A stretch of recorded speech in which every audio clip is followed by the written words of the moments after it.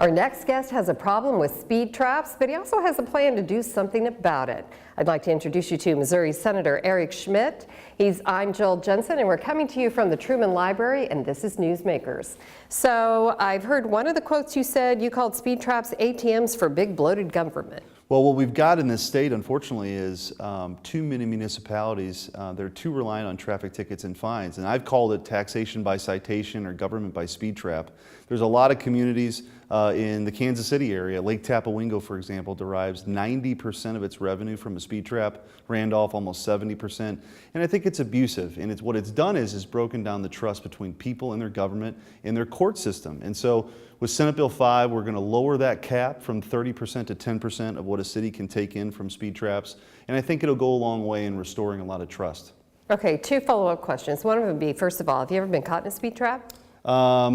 Yes, I think I have, probably in Hannibal a long time ago. But the reality is they're everywhere. As we dug into the numbers, if you look at all across the state, they're in a lot of places, and what's happened is a lot of municipalities, city managers, mayors have used this as a way of propping up revenue, and has less to do about anything else other than them looking to extract more and more from citizens. And I just think that's wrong. You shouldn't have a speed trap out there to extract more and more from people. I think it has united the political spectrum. You've got conservative activists and liberal activists all united in trying to fight against what they see as abuse of government.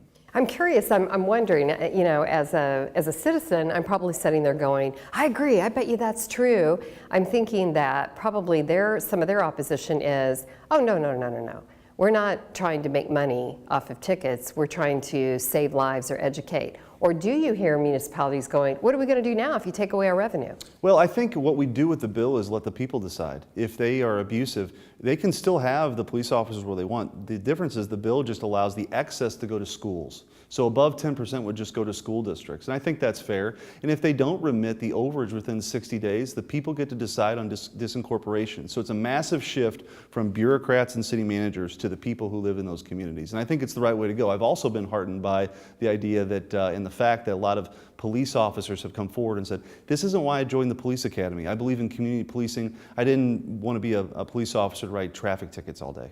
Is that what led you to do the bill, or was it? Yeah, I think as you look at some of the underlying issues and the breakdown of trust between people and their government and their courts, the more I learned about this issue, it's gained momentum. And last week in the Missouri Senate, we passed a bill 34-0 to lower that cap. So you really have seen Republicans and Democrats come together and say, enough is enough. We're going to stick with the citizens on this one. Well, as you said, it's something that people can get behind. Yeah, absolutely. All right. Absolutely. Now, you've got some plans that you want to tell us about. Yeah, next year I'm running for state treasurer. I've spent a lot of time in the state Senate. I chair the Economic Development Committee. I've been an advocate for taxpayers and really pushed the ideas for private sector job creation. And the treasurer's office is a great way to continue to be an advocate for the 6 million people who want to see economic growth and who want to see lower taxes and want to have more take-home pay. It's a natural progression to that office, and I'm excited about it. Okay, so you're qualified. What makes you unique or different, or why do you think you ought to can get the job? Well, my record is pretty robust. I mean, I was a leader on the first tax cut in 90 years in our state. So if you're a Missouri business, you're going to pay 25% less taxes than you're paying